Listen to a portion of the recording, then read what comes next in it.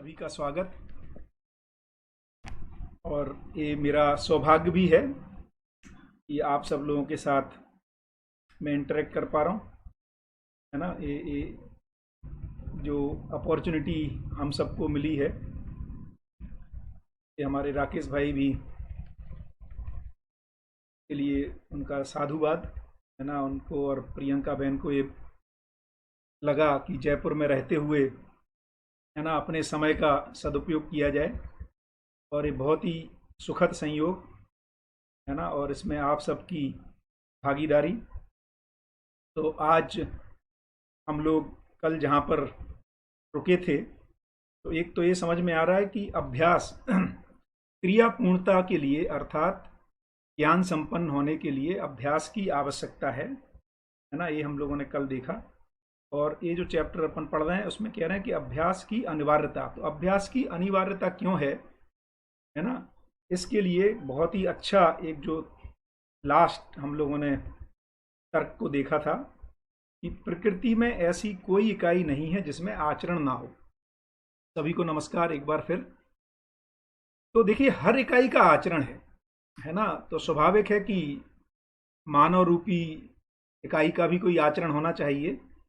तो प्रकृति में ऐसी कोई इकाई नहीं है जिसमें आचरण ना हो। तो मानव के आचरण की बात, उसी को मानव का त्वा, उसी को मानव की मौलिकता, है ना, ऐसे अलग अलग उसको बताया गया है। अलग अलग संदर्भ में अलग अलग नामकरण संज्ञा दी गई है, क्योंकि जिस तरह से हम पर्यायवाची अलग अलग यूज करते हैं तो अलग अलग संदर्भों में वो ज़्यादा सटीक रहता है। तो मौलिकता, स्वभाव, त्वा, है ना, आचरण। तो प्रकृति में ऐसी कोई इकाई नहीं है जिसमें आचरण ना हो। मानव में तात्रय की सीमा, तात्रय माने अमानवीयता, मानवीयता और अतिमानवीयता, सीमांतवर्ती स्वभाव और आचरण प्रत्यक्ष है। तो मानव में इन तीन सीमाओं में ही आचरण को पहचाना जाता है। या तो वो अमानवीयता पूर्ण आचरण होगा, या मानवीयता से संपन्न आचरण होगा, या फिर अतिमानवीयता से संपन्न आचरण होगा। आगे बहुत ही अच्छा पैराग्राफ है, बहुत ही शानदार पैराग्राफ है। क्या कह रहे हैं? मानव मध्यस्थ क्रिया के अनुसरण पूर्वक ही जागृतिशील है। तो किसका अनुसरण होता है? मध्यस्थ क्रिया का। मध्यस्थ क्रिया क्या है? आत्मा, है ना।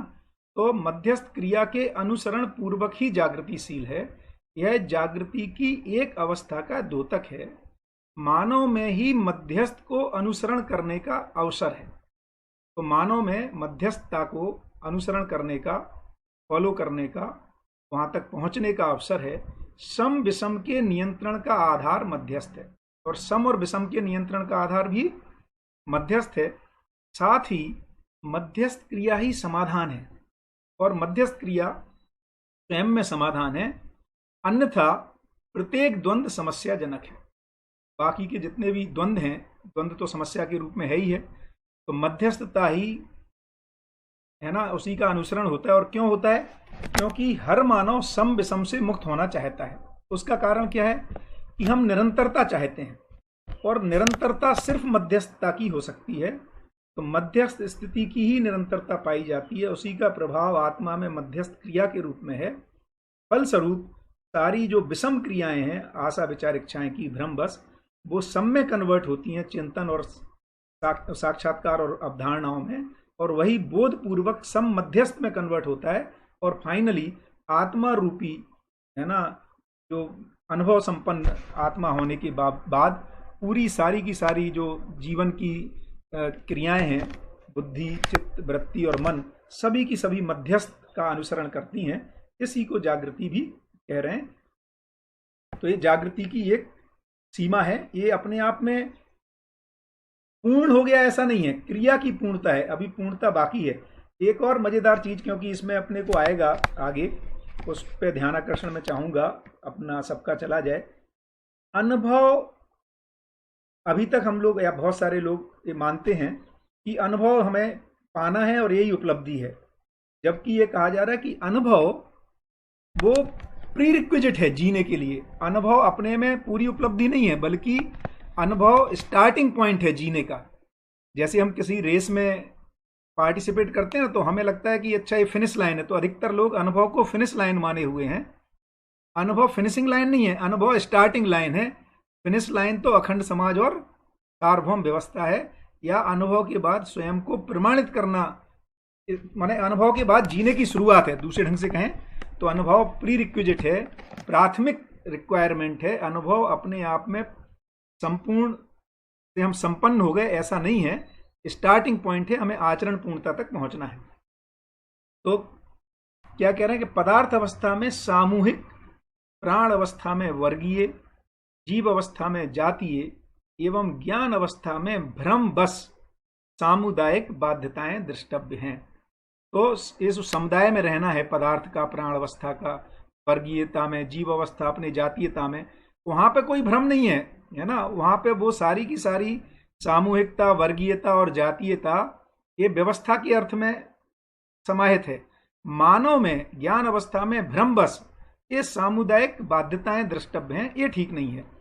जागृति पूर्वक अखंडता सार्वभौमता सूत्र व्याख्या है, और जागृति के बाद हमें अखंडता और सार्वभौमता का सूत्र अखंडता के रूप में और सार्वभौमता या व्यवस्था हमें व्याख्या के रूप में दिखाई देती है, अर्थात जीने के स्वरूप में दिखाई देती है। सूत्र और व्याख्या ये आता रहता है बीच बीच में। सूत्र विधि के रूप में है ना, संस्कार के रूप में है, व्याख्या आचरण के रूप में है, या व्यवस्था के रूप में। किस तरह से वो कोड जो है मैनिफेस्ट होता है हमारी डे टू डे एक्टिविटी में, तो जो कोडिंग है वो सूत्र है, और जो मैनिफेस्टेशन है उस कोड का, जैसे यदि देखें तो बीज में जो प्राण सूत्र है ना, जो जेनेटिक कोड है वो कोडिंग है, लेकिन जो पेड़ के रूप में जो व्यक्त होता है वो उसकी व्याख्या है ना, जो प्रमाणित करता है अपने को। जो छोटा सा एक बीज अपने को पूरे वृक्ष के रूप में प्रमाणित कर देता है, उस कोड को मैनिफेस्ट कर देता है लिविंग में। तो ऐसे ही सारा का सारा ज्ञान, संस्कार है ना, ये कोड है, जेनेटिक कोड, या इसको कहें जीने का कोड, मानवीयता का कोड। ये एक सूत्रित हो जाता है अध्ययन से, और फिर वो जीने में, व्यक्ति में, परिवार में, समाज में अभिव्यक्त होता है मानवीयतापूर्ण आचरण के रूप में, और अति मानवीयतापूर्ण आचरण के रूप में।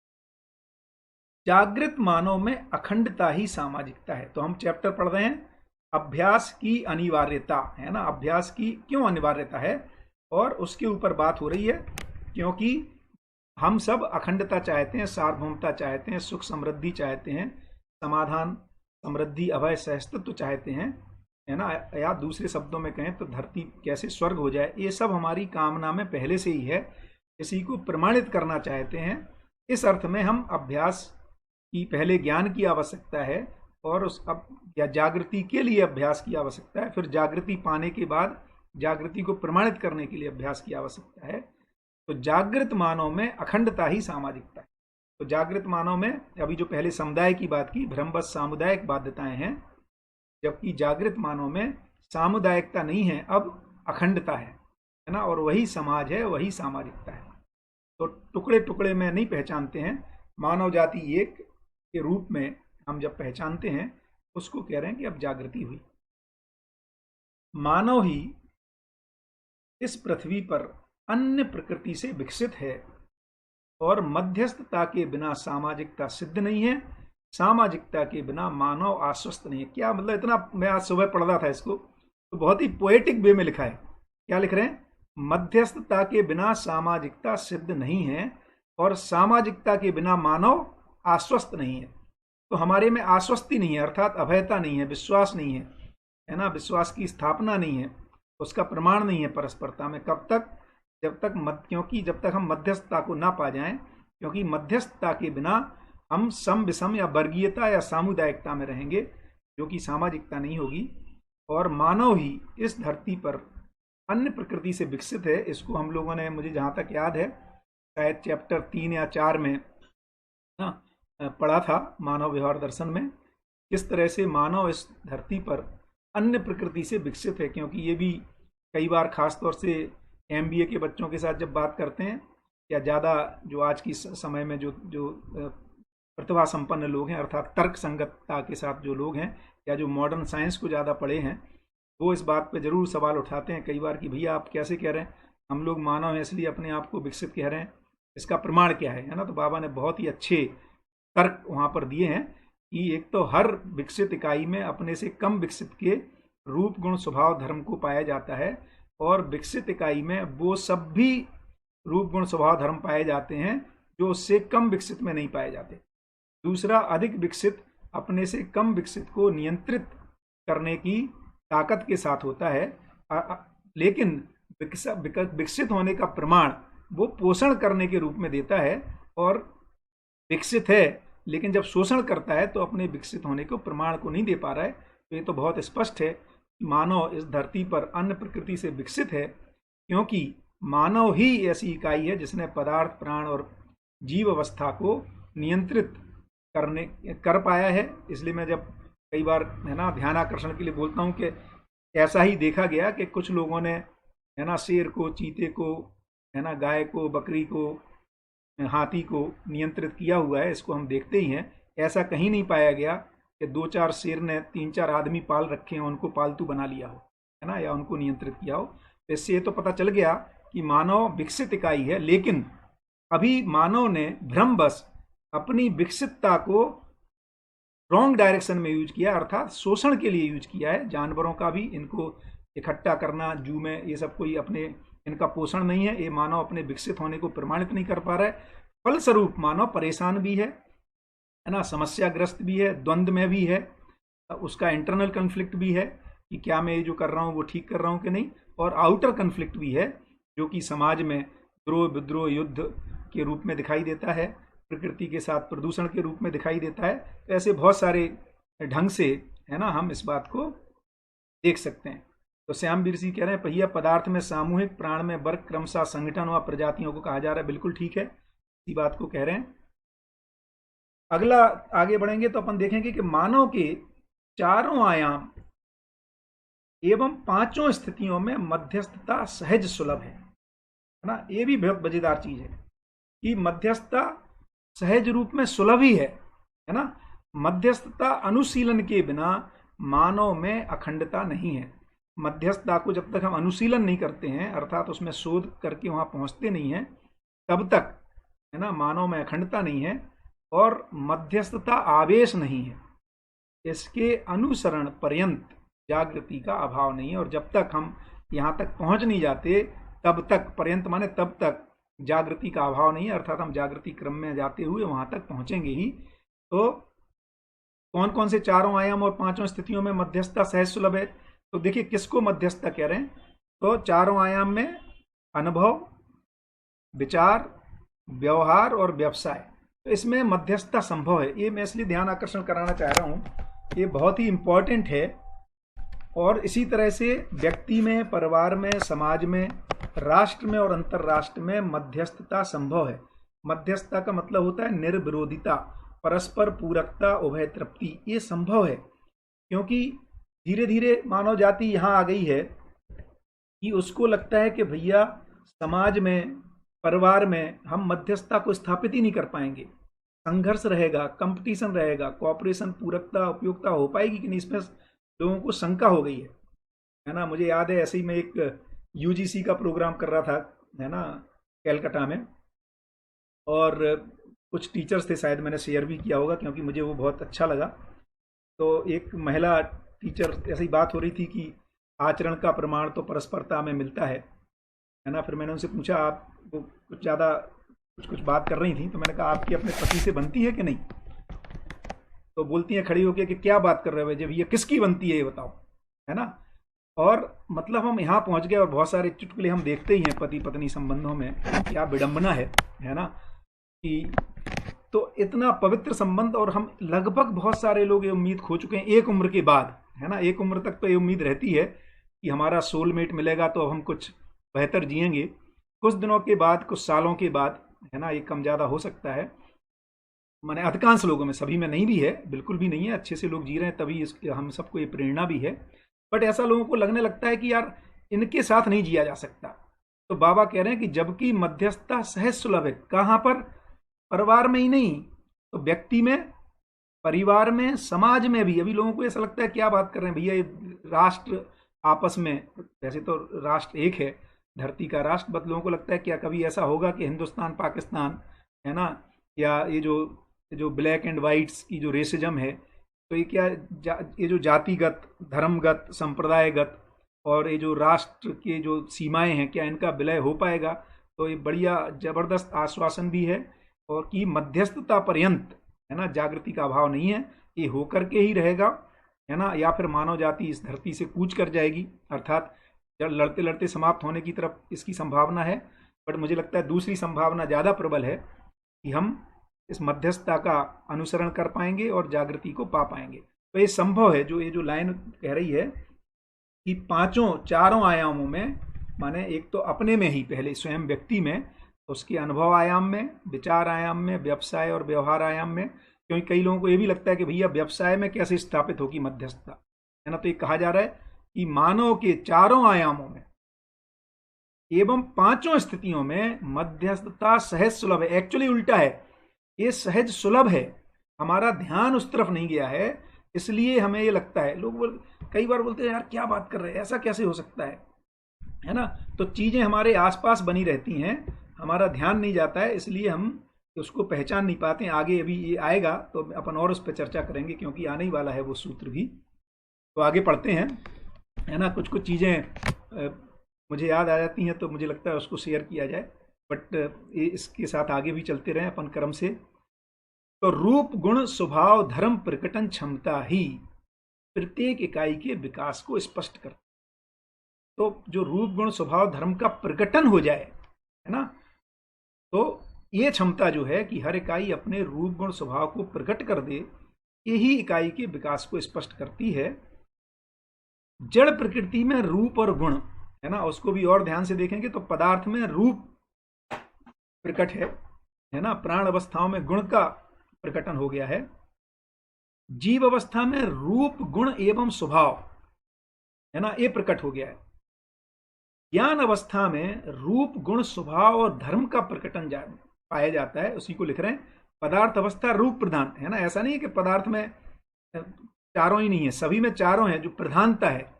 पदार्थ रूप प्रधान, प्राण अवस्था गुण प्रधान, जीव अवस्था स्वभाव प्रधान और ज्ञान अवस्था धर्म प्रधान प्रकटन है। इसको अपने धर्म को ही प्रकट करना है, प्रमाणित करना है। क्यों? क्योंकि आगे लिख रहे हैं, जो जिसको प्रकट करता है उसमें उसके स्वागत अर्थात ग्रहण करने की क्षमता रहती है। तो चूंकि हम मानव जाति जो है वो धर्म प्रधान अर्थात सुख प्रधान है, अर्थात धर्म को व्यवस्था भी कहा है, धारणा भी कहा है, जो जिसकी धारणा है वही उसका धर्म है ना, या व्यवस्था ही समाधान है, सुख है। तो जो जिसको प्रकट करता है उसमें उसके स्वागत करने की क्षमता। तो चूंकि हम धर्म को प्रकट करना चाहते हैं, इसलिए हमको धर्म को ग्रहण करने की अर्थात व्यवस्था को समझने की, सच्चाइयों को समझने की क्षमता रहती है, इसीलिए हम समझ पाते हैं। तो पूरी प्रकृति हमारे में व्यंजित होती है और हमारे में उस व्यंजना को स्वीकारने की ताकत है, समझने की ताकत है, फलस्वरूप हम अपने धर्म को प्रकट कर पाएंगे, ये कहा जा रहा है। कितना ब्यूटीफुल बात है कि जिस इकाई में जिसको प्रकट करना है उसके ग्रहण करने की ताकत, क्षमता उसमें रहती ही है। यही अस्तित्व की डिजाइन है ना। तो रूप का मिलन रूप से, गुण का मिलन गुण से, स्वभाव का मिलन स्वभाव से और धर्म का मिलन धर्म से प्रत्यक्ष है। प्रत्येक मानव, ये और भी बहुत ही अच्छी लाइन मुझे लगती है कि प्रत्येक मानव स्वतंत्रित एवं स्वतंत्रता पूर्ण होना चाहता है। ये हर मानव की चाहत में बनाई हुआ है, उसकी ख्वाहिश है ना। ये बात अलग है कि आजकल हम स्वतंत्रता को समझ नहीं पाए तो हमें लगता है फ्रीडम, है ना, और फ्रीडम का मतलब मनमानी, है ना, जबकि स्वतंत्रता का सही अर्थ में जो मतलब है स्वयं से नियंत्रित होकर के जीना, है ना। और एक्चुअली जिसको हम मनमानी कह रहे हैं उसको आगे देखेंगे, वो परतंत्रता है ना। तो वो क्या है? बेसिकली परतंत्रता है। अभी देखेंगे उसको, बहुत अच्छे से बाबा ने उसको यहाँ पर विश्लेषित किया है। तो पहले तो इसको देखते हैं कि हर मानव, हम अपने से पूछ के देखें तो हम सबको ये लगता है यार स्वतंत्रता चाहिए, है ना। हम सब स्वतंत्रित और स्वतंत्रता पूर्ण होना चाहते हैं। इसमें भी अभी डिस्टिंक्शन आएगा, क्योंकि स्वतंत्रता की पूर्णता देव मानवीयता और दिव्य मानवीयता में हो रही है, दिव्य मानवीयता में हो रही है ना, गति के गंतव्य के रूप में, और उसकी शुरुआत मानव से शुरू हो रही है। बहुत ही ब्यूटीफुली लिखा है इसको, है ना। तो स्वतंत्र पूर्णता का प्रत्यक्ष रूप ही है ज्ञान विवेक सहित विज्ञान का प्रयोग। ना, तो अभी जो हम विज्ञान का प्रयोग कर रहे हैं उसमें विवेक और ज्ञान मिसिंग है। तो स्वतंत्र पूर्णता का प्रत्यक्ष रूप है ज्ञान विवेक सहित, अर्थात लक्ष्य विवेक में स्थापित हो रहा है और विज्ञान उसकी दिशा निर्धारण कर रहा है। तो ज्ञान विवेक सहित विज्ञान का प्रयोग, जिसमें ही स्वतंत्रता, जिसमें ही नियमपूर्ण उत्पादन, न्यायपूर्ण व्यवहार और धर्मपूर्ण विचार एवं सत्यमय अनुभूति है ना। तो जिसमें नियमपूर्ण उत्पादन, न्यायपूर्ण व्यवहार और धर्मपूर्ण विचार एवं सत्यमय अनुभूति है, ये सब होने से स्वतंत्र पूर्णता का प्रमाण मिला, है ना। तो नियमपूर्ण उत्पादन हो सके, न्यायपूर्ण व्यवहार हो सके, धर्मपूर्ण विचार हो सके और सत्यमय अनुभूति हो सके, यही स्वतंत्रता सहज प्रमाण है जो कि जागृति पर आधारित है ना। अब जब नियमपूर्ण उत्पादन को देखेंगे तो ये पकड़ में आएगा कि जो प्राकृतिक नियम बने हुए हैं, कौन से नियमपूर्ण उत्पादन की बात हो रही है, जो प्राकृतिक नियम बने हुए हैं, है ना। जैसे ऋतु संतुलन को बनाए रखना, वाटर साइकिल को बनाए रखना, है ना, ऑक्सीजन कार्बन डाइऑक्साइड का जो साइक्लिक चक्र है ना, उसके संतुलन को बनाए रखते हुए मानव उत्पादन कर अपनी आवश्यकताओं की पूर्ति कर ले, इसको नियमपूर्ण उत्पादन कह रहे हैं, है ना। और न्यायपूर्ण व्यवहार, जहां परस्पर मूल्य पूर्वक उनके निर्वाह के साथ हम उभय तृप्ति पूर्वक जी सकें, इसको न्यायपूर्ण व्यवहार कह रहे हैं। धर्मपूर्ण विचार अर्थात व्यवस्थागत विचार, व्यवस्था के अर्थ में विचार, हम व्यवस्था को स्थापित कर सकें, ऐसे विचार और उसका कार्यान्वयन, उसका प्रमाण व्यवस्था के रूप में दिख सके। और सत्यमय अनुभूति अर्थात हर एक के साथ, प्राणी मात्र के साथ, मानव मात्र के साथ हम सहअस्तित्व को महसूस कर सकें, तभी हम प्रकृति के साथ भी सहअस्तित्व में जी पाएंगे और मानव के साथ जी पाएंगे। इतना गहराई में, उसके बाद हमें स्वतंत्रता पूर्णता का प्रत्यक्ष रूप इस अर्थ में है, और यही स्वतंत्रता सहज प्रमाण है जो मानव की जागृति पर आधारित है। क्योंकि ये मेरी चाहत है, इसीलिए स्वतंत्र होना, स्वतंत्रित होना, इसलिए अभ्यास की अनिवार्यता है, ये कहा जा रहा है। क्यों अनिवार्यता है? यदि मेरी चाहत ही नहीं होती तो काहे के लिए अनिवार्य है भाई?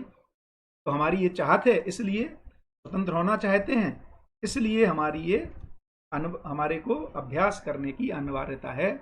और ये भी मैं यहाँ पर ध्यान आकर्षण करना चाहता हूँ, क्योंकि अपने लगभग 70 सत्र हो गए हैं और मैं ये देखता हूँ कि जो लगभग अपनी जो संख्या बनी रहती है ना, 70-80 के आसपास, 100 के आसपास, और उसके बाद भी लोग देखते हैं 300-400, बट ये भी स्पष्ट रहे, अपने को जनबल को बढ़ाना होगा, है ना। ये एक व्यक्ति से, 1000 व्यक्तियों से होने वाला काम नहीं है, क्योंकि कई बार पहले हमें मानते रहे कि एक व्यक्ति के स्वतंत्र होने से हम सब स्वतंत्र हो जाएंगे, है ना। ऐसा नहीं है, हम सबको ही प्रयास पूर्वक उस स्थिति को अर्जन करना होगा, अर्थात अध्ययन पूर्वक, और उसको परस्परता में व्यक्त करने के लिए, क्योंकि सहअस्तित्व में हम सब मिलजुल करके ही इसको प्रमाणित करेंगे, क्योंकि हर आदमी को स्वतंत्र होना है ना भाई। चार को स्वतंत्र होकर हमारे में थोड़ी वो फीलिंग आएगी।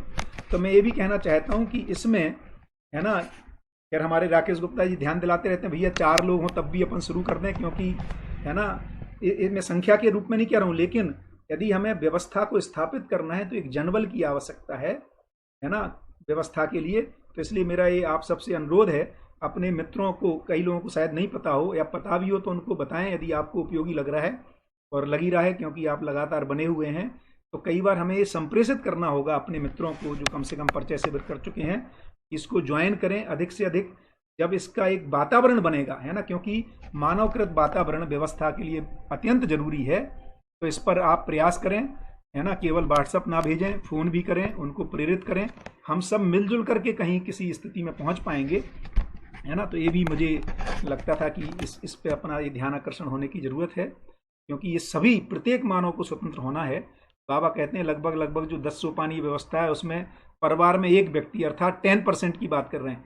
आज का जो साइंटिफिक वर्ल्ड ये कहता है कि क्रिटिकल चेंज होने के लिए लगभग, है ना, 3-4% लोगों से वो क्रिटिकल चेंज होता है। तो उतने लोगों को भी यदि भारत में ही देखने जाएंगे तो 130 करोड़ की आबादी में 3% भी लेंगे तो 4.2 करोड़ लोगों में अपने को इस बात के लिए एक सहमति का एक वातावरण निर्माण करने की जरूरत पड़ेगी। बढ़िया, जो सत्यप्रकाश जी ध्यान दिलाते रहते हैं बार बार, है ना। और तो आगे पढ़ते हैं। स्वतंत्र अधिकार अनुभव पूर्वक मानव चेतना, देव चेतना तथा दिव्य मानवीयता की कोटि में सफल होता है। ये जो स्वतंत्रता का अधिकार है, माने मैं स्वतंत्र हुआ है ना, और ये स्वतंत्रता जो मैं होना चाहता हूं, ये अनुभव पूर्वक मानव चेतना, देव चेतना और दिव्य मानवीयता की कोटि में ही सफल होता है। अमानवीयता की कोटि में ये सफल नहीं हो पाता है। इसके पूर्व मानवीयता में प्रतिबद्धता व निष्ठा तथा अमानवीयता की कोटि में अप्रतिबद्धता पाई जाती है, क्योंकि मानवीयता में उसके प्रति प्रतिबद्धता पाई जाती है, निष्ठा पाई जाती है, फलस्वरूप वो सफल हो पाता है। प्रतिबद्धता ही संकल्प एवं प्रतिज्ञा की क्षमता है, जो बुद्धि के जागृति का द्योतक है। आपको याद हो तो अपन पढ़ते ही हैं कि बुद्धि की स्थिति क्रिया बोध है और गति क्रिया उसकी क्या है, संकल्प है।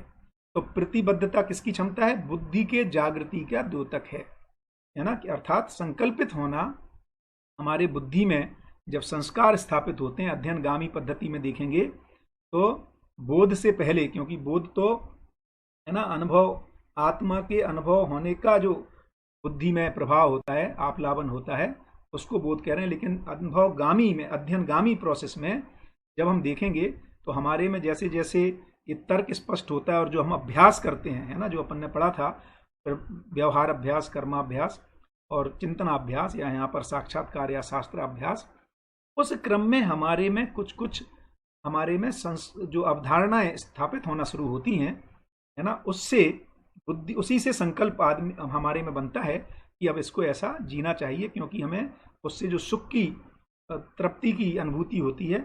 तो ये बुद्धि के जागृति का द्योतक है, यही अवधारणा का प्रधान लक्षण है। और हमारे में यदि संकल्प हो रहा है, गति क्रिया से भी पता चलेगा कि हमारे में अवधारणा बनना शुरू हो गई। उसका क्या प्रमाण है, हम न्यायपूर्वक जीने के लिए प्रतिबद्ध हो जाते हैं ना, संकल्पित हो जाते हैं, अर्थात हम उसको हमारे जीने में उसको अब ये दिखाई देगा, वृक्षा में वो आ जाता है। उसके पहले कहीं ना कहीं हमें एक दिन न्याय करना है, एक दिन व्यवस्था स्थापित होनी है या होनी चाहिए वाला शब्द रहता है, इसके बाद मुझे करना है, और उसका उसी के अनुरूप हमारे में वो प्रयास देखने को मिलता है। तो धर्म, न्याय और नियम में प्रतिबद्धता है। किस चीज में प्रतिबद्धता होती है, न्याय में, धर्म में, है ना, तथा साथ में अनुभूति है। इनसे अतिरिक्त संकल्प का विकल्प भावी है। तो जैसे इसको बाबा कह भी रहे हैं, विकल्प है, विकल्प माने अल्टरनेटिव। कब तक विकल्प है, हमारे कंसीडरेशन के लिए विकल्प है।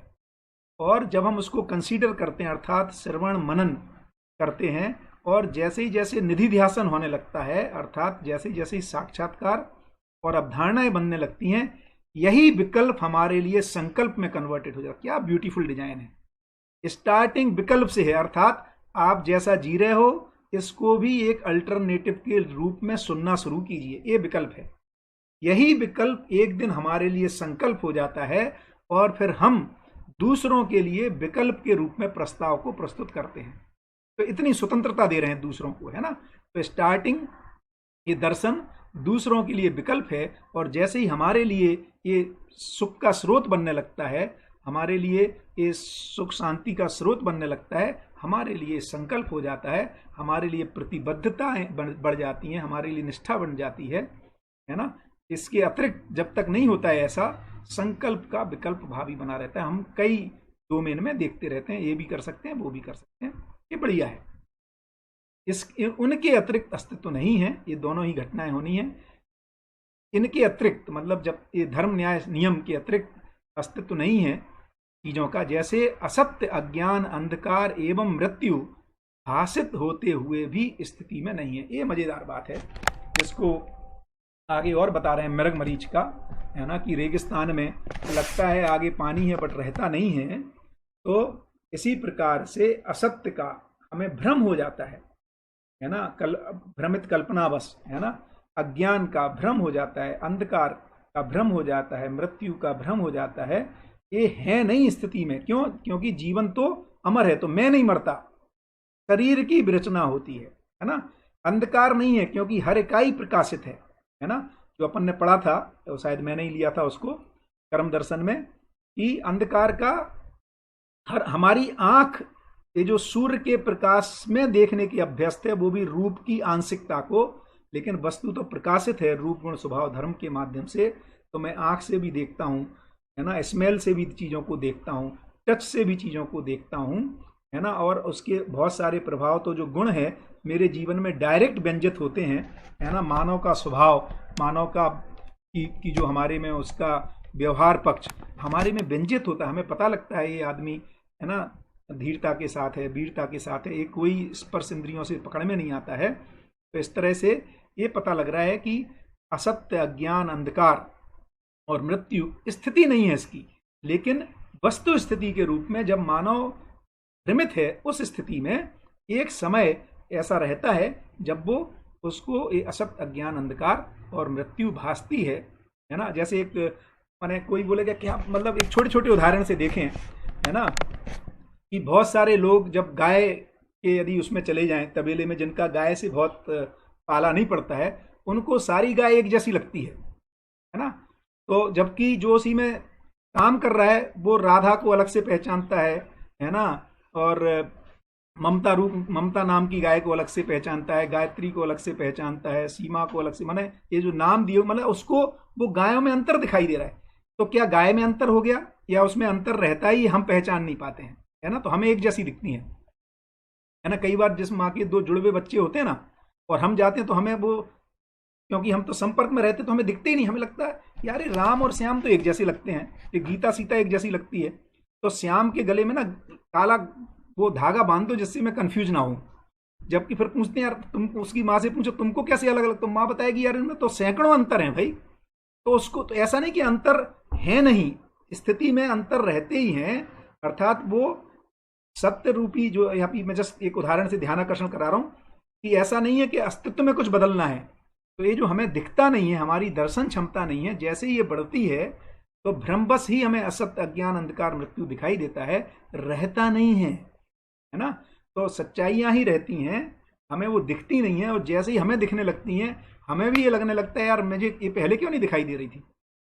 तो इस तरह से कह रहे हैं कि असत्य, अज्ञान, अंधकार, है ना, एवं मृत्यु भाषित होते हुए भी स्थिति में नहीं है। इसका भास हो सकता है हमें, आभास में तो इस छट नहीं लगता है, प्रतीति में तो, है ना, फिर सत्य की स्वीकृतियां होने लगती हैं।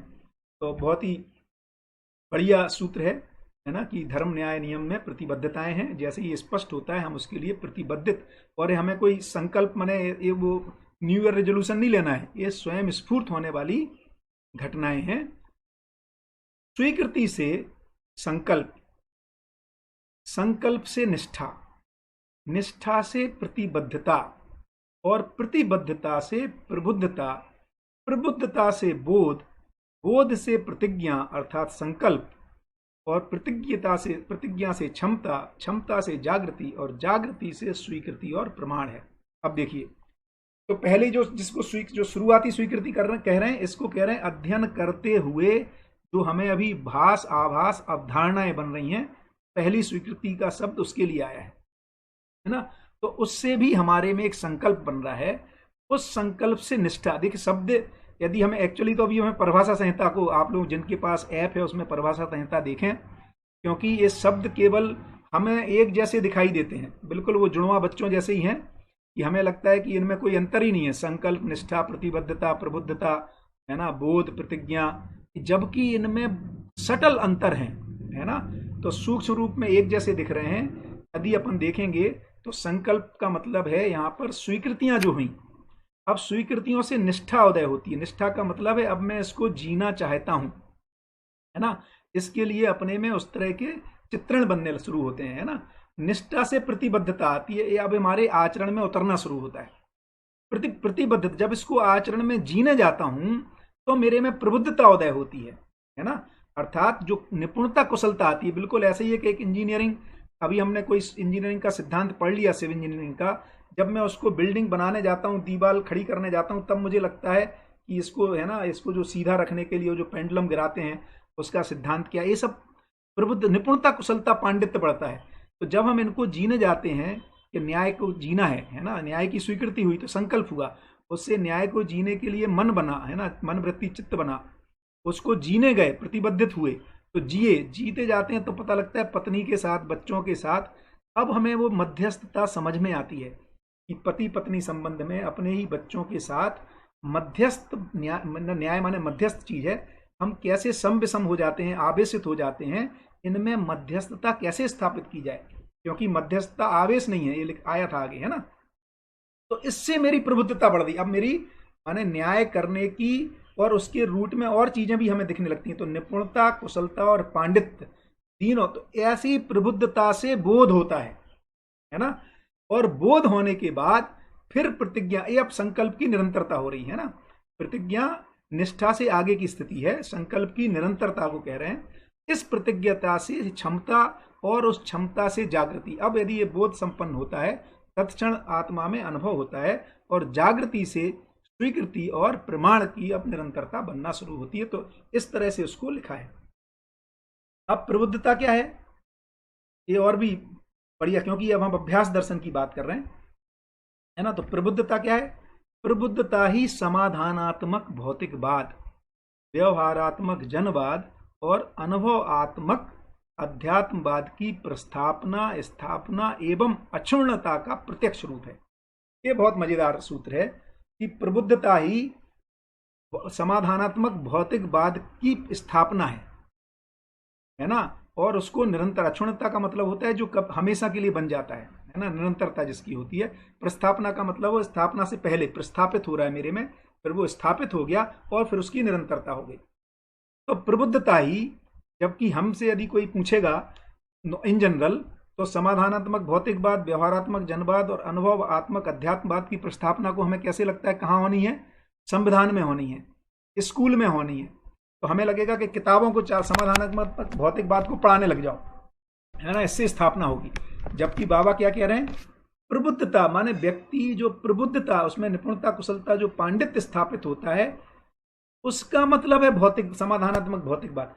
तो जो कल भी मैं बात कर रहा था, जो विधि है, जो नियम है, वो व्यक्ति में स्थापित होना है। तो समाधानात्मक भौतिकवाद किसी किताब के रूप में स्थापित नहीं होना है, बल्कि समाधानात्मक भौतिकवाद अर्थात जो भौतिक, जड़ रासायनिक, जड़ भौतिक और जो रासायनिक जगत है, जड़ जगत है, इसमें समाधानात्मकता है, इसमें पूरकता और उपयोगिता है, इसमें कोई संघर्ष नहीं है। ये इस बात की स्थापना मेरे में होनी है। व्यवहारात्मक जनवाद, मानव संघर्ष, युद्ध, द्रोह नहीं चाहता है, व्यवहार में नियम न्यायपूर्वक जीना चाहता है, उसमें संतुष्टि चाहता है, उभय तृप्ति चाहता है। इसकी स्थापना व्यक्ति में होनी है। ऐसे ही अध्यात्मवाद की स्थापना अनुभव रूप में होनी है। इसको कह रहे हैं कि ये बेसिकली अभ्यास का मतलब है। तो अभ्यास का मतलब बहुत ही सटीक है, व्यक्ति में सच्चाइयों की स्थापना हो जाना।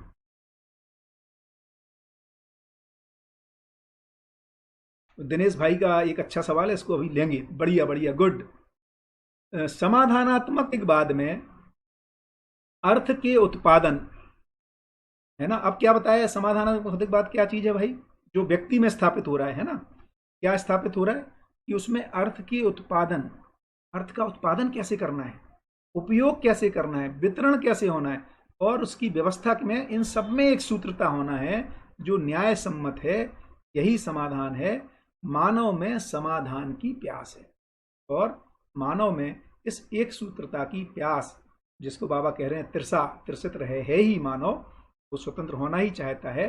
तो समाधानात्मक भौतिकवाद व्यक्ति में जब स्थापित होता है, तो कैसे अर्थ का नियम पूर्ण ढंग से उत्पादन कर सके, उपयोग कर सके, वितरण कर सके, व्यवस्था को स्थापित कर सके, जिससे कि हर मानव उत्पादन कर सके और वो उपयोग कर सके और उसको श्रम मूल्य मिल सके, अर्थ में व्यवस्था स्थापित हो सके।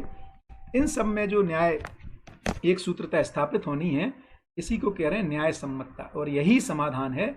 मानव में समाधान की प्यास बनी ही हुई है। प्रत्येक व्यक्ति का उत्पादन, उसकी क्षमता, अवसर, साधन, ये भी बहुत बढ़िया है। सारे ही माना एक से बढ़ के एक हैं। ध्यान आकर्षण की बात है ना, ये अपने में स्थापित हो जाए, है ना। इसी तो वास्तव में अब अभ्यास को देखेंगे तो अभ्यास ये नहीं है कि हमें सुबह 6 बजे उठ के एक डूज एंड डोंट्स अभ्यास नहीं है। देखिए बाबा ने जो अभी तक हम अभ्यास को डूज एंड डोंट्स मानते रहे, है ना, क्या करना है और क्या नहीं करना है। और बाबा ये कह रहे हैं कि उस कि ऐसा क्यों करना है, क्या नहीं करना है, उसका अपने विचार में, चित्त में और बुद्धि में वो स्थापित होना है। इसको कह रहे हैं, इसके लिए अभ्यास है ना।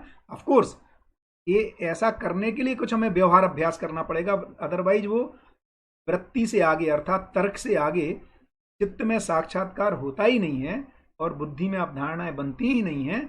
उसके लिए अभ्यास करना, लेकिन फाइनल अभ्यास का मतलब है संस्कारों का स्थापित हो जाना। इसके लिए सारा अभ्यास हमें करना है। तो प्रत्येक व्यक्ति का उत्पादन, अब देखिए उत्पादन किस आधार पर निर्भर करेगा, किस आदमी को कितना उत्पादन करना है, वो उसकी क्षमता, अवसर, साधन और उसकी अनिवार्यता पर आधारित है। और किस क्षमता किस पे आधारित रहेगी, क्षमता व स्व संस्कार अध्ययन तथा वातावरण पर निर्भर करेगा।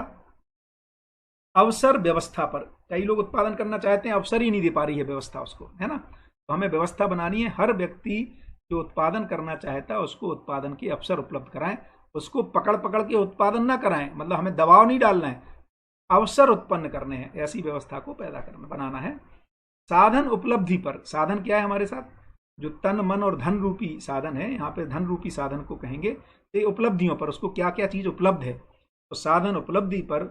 और अनिवार्यता वर्तमान स्थिति पर आधारित है, उसको क्या चीज करना है, कितना करना है, ये वो अपनी वर्तमान स्थिति के वस्तु स्थिति सत्य के आधार पर निर्णय को लेगा।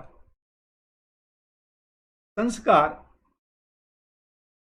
संस्कार जो है तात्रय की सीमा में अध्ययन, निपुणता, कुशलता एवं पांडित्य की सीमा में। तो संस्कार किसको कह रहे हैं कि तात्रय की, तात्रय माने वही अमानवीयता, मानवीयता और अतिमानवीयता की सीमा में जब हम अध्ययन करते हैं, उससे निपुणता, कुशलता और पांडित्य जो स्थापित होता है, तथा वातावरण विशेषता मानवकृत वातावरण सीमा, इसमें इसको स्थापित, संस्कार को स्थापित करने के लिए मानवीयकृत वातावरण की बहुत आवश्यकता है। इसी के लिए आप सबसे अनुनय विनय किया, अनुरोध किया कि अपने ही मित्रों में, है ना, इसको बताएं कि एक अच्छा प्रोग्राम यदि आप चल रहा है जो आपको स्वीकृति ही है, लेकिन हमें प्रयास करना पड़ेगा अपनों तक इस बात को पहुंचाने के लिए, क्योंकि ये जनबल को स्थापित करना, मानवीय वातावरण को बनाना हम सबकी ही जिम्मेदारी में आता है, क्योंकि जिस जो एक समझदारी से संपन्न हो रहा है उसी की जिम्मेदारी ज़्यादा है ना। तो वातावरण, क्योंकि वातावरण संस्कार स्थापित करने के लिए कौन सा है, मानवकृत वातावरण, प्राकृतिक वातावरण चाहिए ही जिसमें प्रदूषण फ्री रहे, है ना। बट प्रधान वातावरण, क्योंकि हम प्रदूषण फ्री थे एक समय, है ना, लेकिन ये मानवकृत वातावरण तो नहीं बना, तो मानव ने ही प्रदूषण किया। तो जब मानव इस धरती पर आया होगा, है ना, तो हजारों साल, है ना, वातावरण प्रदूषित नहीं था, माने अच्छा ही प्राकृतिक वातावरण, मानवकृत वातावरण प्रदूषित था, अर्थात मानव भ्रमित था। उसके लिए, इसीलिए हमें मानवकृत विशेषता लिखा है क्लियरली, वातावरण विशेषता मानवकृत सीमा में है, मानवकृत वातावरण ही व्यवस्था है। और अध्ययन के क्रम में मानवीयता में संस्कार, शिक्षा एवं व्यवस्था की एक सूत्रता और अमानवीयता की सीमा में एक सूत्रता का अति अभाव, अर्थात उसमें एक सूत्रता नहीं रहती है, शिक्षा जो बताते हैं और व्यवस्था अलग ढंग से चल रही है, ये हम सब काफी समीक्षा कर चुके हैं। अनुभव रूपी अति मानवीयता में मानव स्वतंत्रता पूर्वक प्रमाण है, यही अभ्यास का तात्पर्य है, अर्थात संस्कार संपन्न होना अभ्यास का फलन है।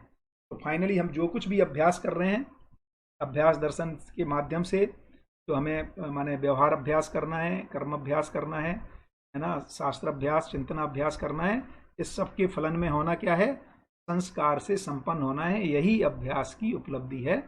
या जो ललित शर्मा जी लिख रहे हैं बिल्कुल क्लियर, कम से कम हमारे में विकल्प से संकल्प की ओर स्थिति बन जाना ही अपने में अभ्यास का फलन है ना, क्योंकि संस्कार आ गया अर्थात बुद्धि में संकल्पित हो गया। जागृत मानव में 122 प्रकार के आचरण पाए जाते हैं। बिल्कुल ठीक है, इसका वर्णन और डिटेल में अपन को जब मनोविज्ञान अपन पढ़ेंगे, है ना, मानव संचेतनावादी मनोविज्ञान, उसमें और अधिक स्पष्टता से कहा जाएगा। लेकिन चूंकि मानवीय आचरण की बात कर रहे हैं, इसलिए कह रहे हैं कि मानव में 122 प्रकार के आचरण पाए जाते हैं। ये और मजेदार 2-3 बहुत ही अच्छी लाइनें आज सुबह में पढ़ रहा था, है ना, बहुत ही बढ़िया ध्यान आकर्षण साधन भाई से फिर मैंने कुछ चर्चा भी की। तो जागृत मानव ही स्वतंत्रित है।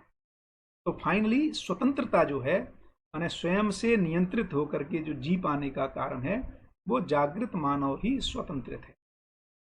अजागृत अथवा भ्रमित मानव आसक्ति से मुक्त नहीं है, इसलिए वो स्वतंत्रता नहीं है।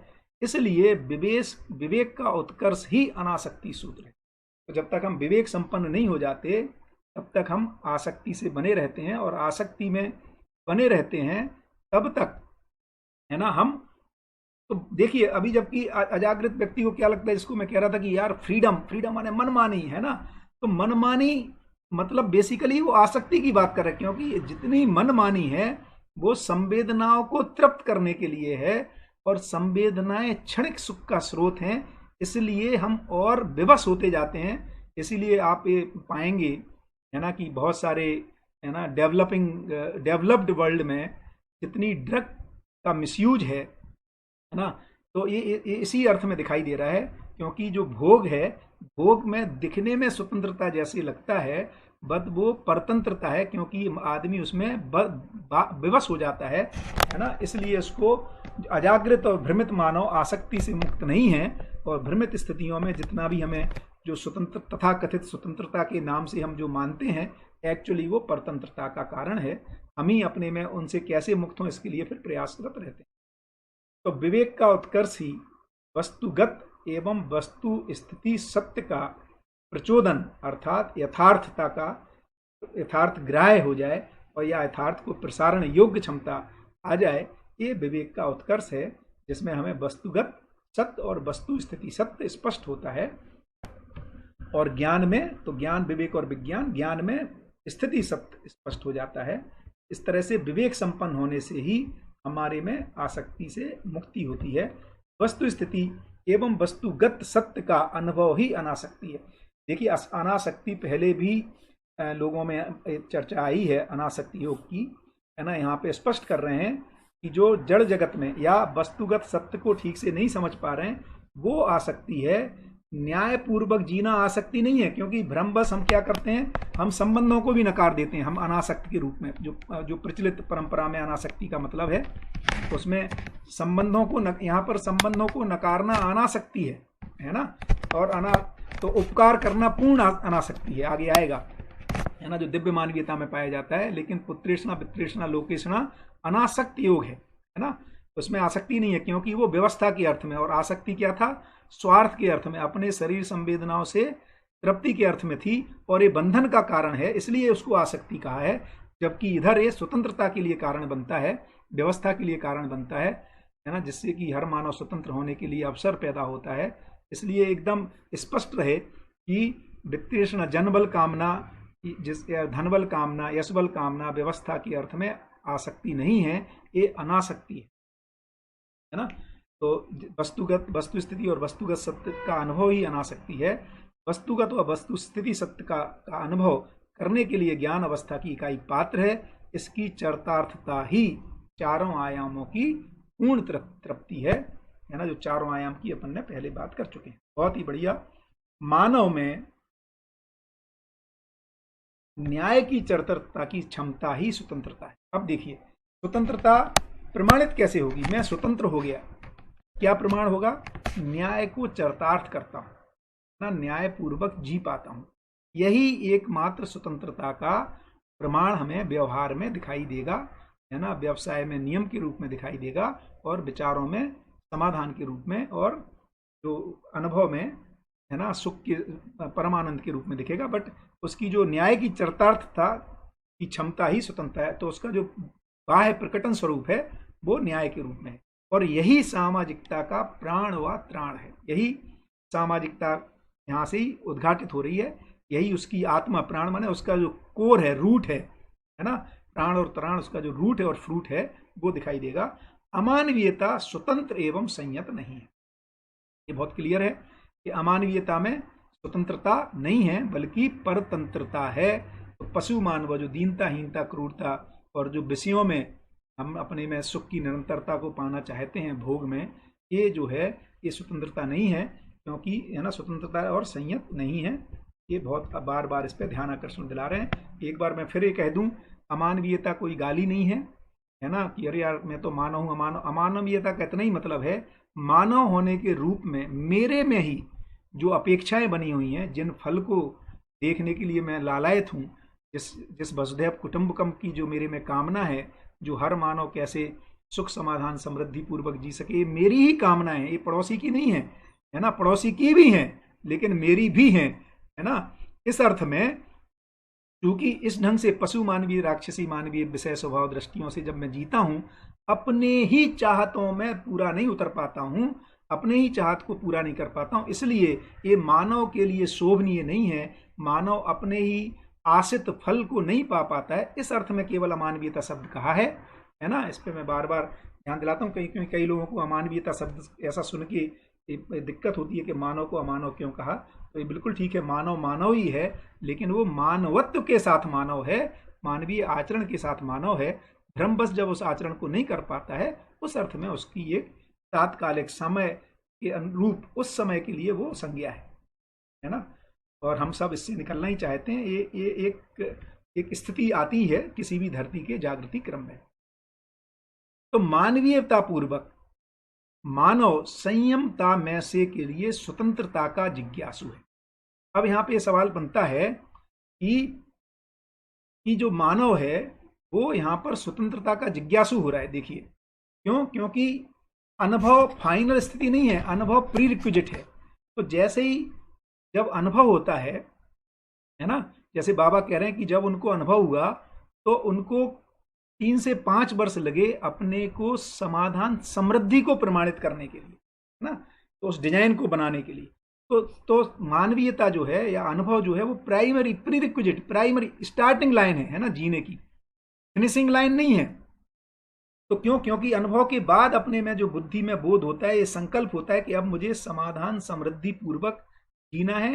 क्यों, क्योंकि आत्मा की जो गति क्रिया है प्रमाण, तो जब अनुभव स्थिति में अनुभव होता है तो उसको प्रमाणित करने के लिए गतिशील हो जाता है, इसलिए अब स्वतंत्रता का जिज्ञासु हुआ है ना। तो मानवीयता पूर्वक मानव संयमता में से के लिए स्वतंत्रता का जिज्ञासु हुआ, अर्थात उसमें जिज्ञासा होती है कि इसको प्रमाणित करना है यार।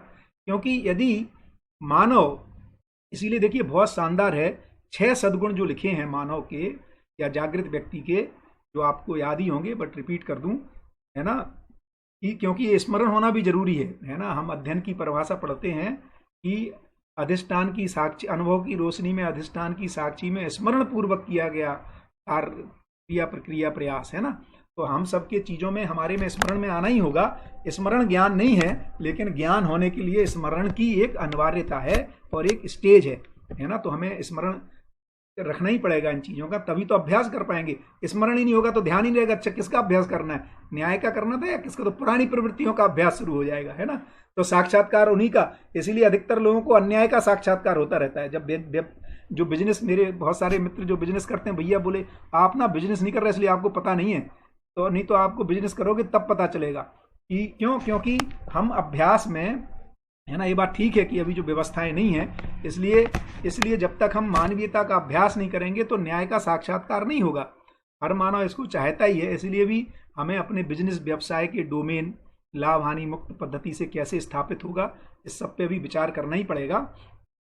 तो मैं कह रहा हूं कि ये जो यहाँ कहा जा रहा है कि मानवीयता पूर्वक मानव संयमता में से के लिए स्वतंत्रता का जिज्ञासु बनता है। अब उसको यहाँ जिज्ञासा किसकी है, स्वतंत्रता को प्रमाणित करने के लिए। तो 6 सद्गुण में से बाबा लिख रहे हैं स्वयं के प्रति विश्वास, श्रेष्ठता का सम्मान, प्रतिभा और व्यक्तित्व का में संतुलन, व्यवहार में सामाजिक और व्यवसाय में स्वावलंबी।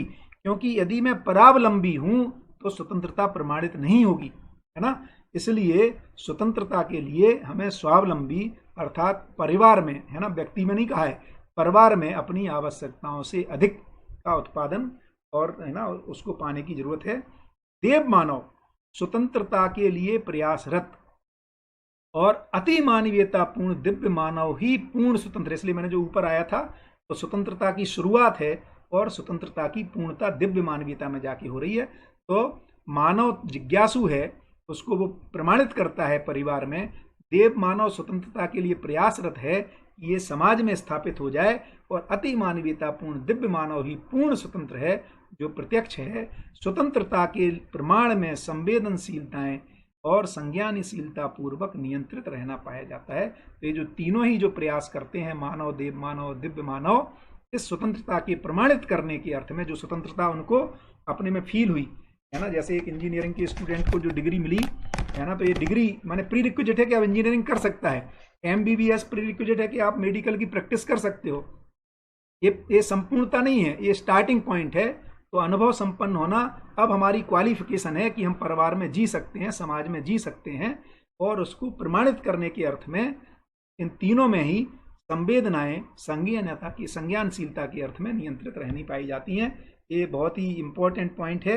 कई बार हम लोग है ना ये इसको फिनिशिंग लाइन माने हुए हैं, ये कम से कम मैं बहुत साल माने रहा, इसलिए मैं इसको ध्यान आकर्षण करा रहा हूँ। हो सकता है आपके साथ ऐसी स्थिति ना भी हो।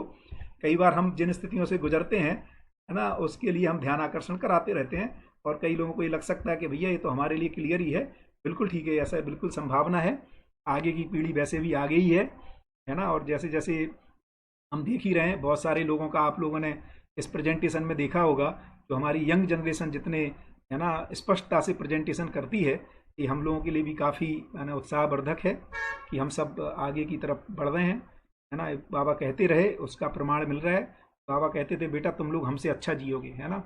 हमें कई बार लगता था ये उत्साहवर्धन है, लेकिन दूसरे ढंग से देखें, यदि हमारी अगली जनरेशन अपने से आगे अच्छी नहीं जी पा रही है तो कैसे आगे बढ़ेगी चीज़ें, है ना। क्योंकि अभी तो स्थापना होनी है, समक्रिया होनी है, तो व्यवस्था स्थापित होनी है। और हम बहुत सारे डिजाइन में देख ही रहे हैं कि हमसे बच्चे आगे, यदि हम उनमें ठीक ढंग से मार्गदर्शन कर पाएँ तो ये आगे की तरफ रहते ही हैं, है ना। क्योंकि क्यों रहते हैं, उसका तात्विक स्वरूप बाबा कहते थे ये है कि बेटा मैंने कुछ छुपाया नहीं, मुझे जितना था मैंने आपको दे दिया, और तुम अपनी कल्पनाशीलता इसमें अपनी नियोजित करोगे कि नहीं करोगे, तो उस नियोजन से और चीज़ें बेहतर होंगी।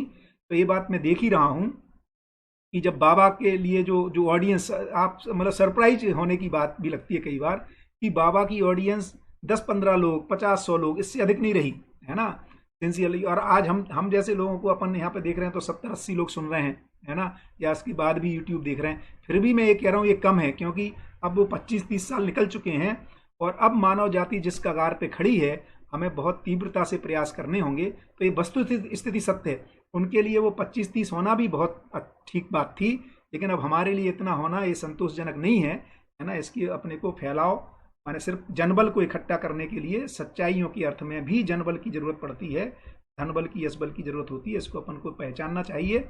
और अब जहाँ जिस कगार पे मानव जाति खड़ी है, उसमें हमें अपने प्रयास को व्यवस्था के अर्थ में इंटेंसिफाई करने की जरूरत है। तो प्रत्येक मानव स्वतंत्रता के लिए आसुक, कल्पनाशील एवं इच्छुक है। आसुक माने आशान्वित है, आशा बनी हुई है उसमें, है ना, वो चाहता है स्वतंत्र होना।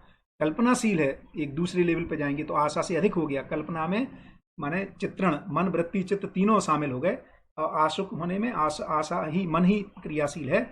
और इच्छुक है, अर्थात अब जो चित्त में कल्पना से आगे तीव्र इच्छा में परिवर्तन हो रहा है, उसको इच्छुक कह रहे हैं। ये बड़े ही सटीक शब्दों को यूज किया है बाबा ने, देखने में एक जैसे लग सकते हैं, तो ये लगता है 3 शब्द क्यों लिख रहे हैं, है ना। तो प्रत्येक मानव स्वतंत्रता के लिए आसुक, तो प्रत्येक मानव में कई कैटेगरी मिलेंगे। कुछ लोग हैं उनको वो आशान्वित हैं कि यार कोई तो कुछ करेगा, है ना, स्वतंत्रता तो होनी चाहिए। कुछ लोग कल्पनाशील हैं, जो अपने आशा, विचार, इच्छाओं में कल्पनाओं को सजो रहे हैं। कुछ लोगों में इच्छा बन गई है, अर्थात वो इसको उतारने के लिए प्रयासशील है ना, उसमें उनके तीव्र इच्छा में आ गया, उनके कार्य व्यवहार में वो दिखाई देता है। इस अर्थ में इसको लिख रहे हैं, न्याय, धर्म, सत्य पूर्ण विधि से स्वयं में से के लिए तंत्रित एवं नियंत्रित जीवन प्रतिष्ठा ही स्वतंत्रता है। तो न्याय, धर्म, सत्य पूर्ण, तो अब यहाँ पे स्वतंत्रता को स्पष्ट कर रहे हैं कि न्याय, धर्म, सत्य पूर्ण विधि से स्वयं में से के लिए हम जो तंत्रित और नियंत्रित जीवन ही, है ना, ऐसा इसमें प्रतिष्ठित जो जीवन हो जाता है वो स्वतंत्रता है। इसको अपन ने स्वतंत्रता परतंत्रता को बढ़िया से डिस्कशन हो गया, ऐसा मुझे लगता है। आत्मा के संकेत अनुरूप बुद्धि, बुद्धि के संकेत अनुरूप चित्त, चित्त के संकेत अनुरूप वृत्ति, और वृत्ति के संकेत अनुरूप मन है, जो क्रम से अनुभव, बोध, इच्छा, विचार एवं आशा है। यही स्वतंत्र जीवन का प्रत्यक्ष रूप है। तो इसकी अपन ने खूब बढ़िया तात्विक ढंग में चर्चा की कि जब आत्मा के अनुरूप बुद्धि, बुद्धि के संकेतों के अनुरूप चित्त, चित्त के संकेतों के अनुरूप वृत्ति, और उसके अनुरूप मन, या अनुभव के अनुरूप बोध, बोध के अनुरूप इच्छा, इच्छा के अनुरूप विचार और विचार के अनुरूप आशा, है ना।